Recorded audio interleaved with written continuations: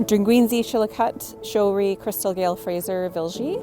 My name is Crystal Gail Fraser. I am originally from Inuvik and Dechancho Genjik in the Northwest Territories. I am a historian and an Indigenous Studies scholar and an associate professor at the University of Alberta. So my book, By Strength We Are Still Here, Indigenous Peoples and Indian Residential Schooling in Inuvik, Northwest Territories, was published in 2024. It is a book about the histories of the North, specifically related to residential schooling in Inuvik, and specifically during the second half of the 20th century. It is also my nation's history, my family's history. Everything was in pretty close collaboration with mentors and elders and survivors in the North, and it really tries to understand histories of colonialism in a way that allows our own people to speak, that allows a way for us to have not only conversations in community, but also healing.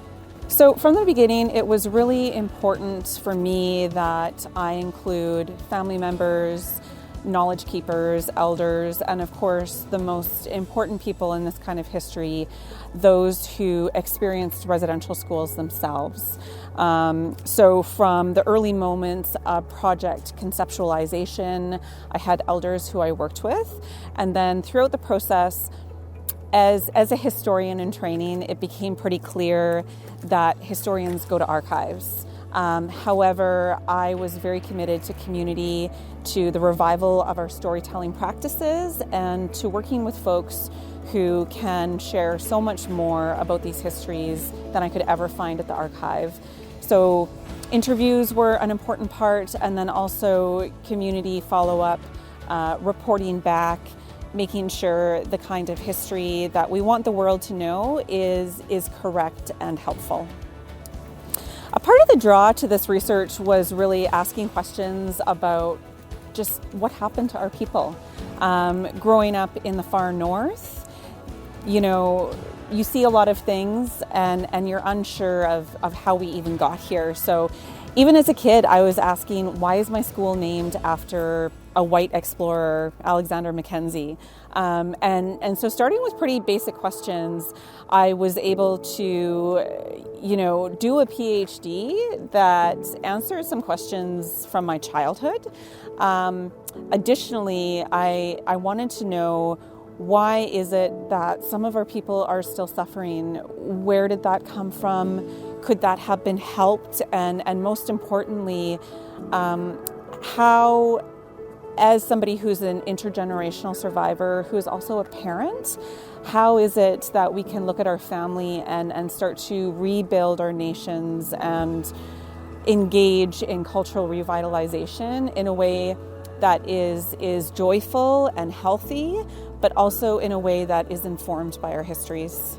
The impact of the book, I think, has already been helped.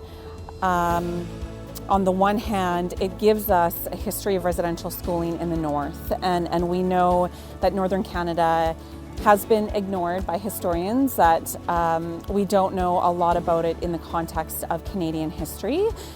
So I think that is helpful, but more importantly, if this book can be read by Indigenous peoples, if it can be taught in classrooms for its residential school content, if somebody can open the book and see themselves in the book, not only see themselves, but maybe find the interviews of their relatives or their grandparents, that would be an enormous success as far as I'm concerned. The role of history is all around us all of the time, and in relation to strength and resilience and building our communities up and really focusing on health and well-being for our people, I think history is such a foundational approach, in the sense that, it's sort of cliche now to say that in order to figure out where we're going, we need to know where we came from. But in many ways, that is fundamentally true. And we know that residential schools worked to erase our identities, they worked to fracture our families, they worked to remove us from our own lands. And so as we learn more about the policies that were implemented on our people, we can learn how to overcome them and really how to build strong nations and families and communities.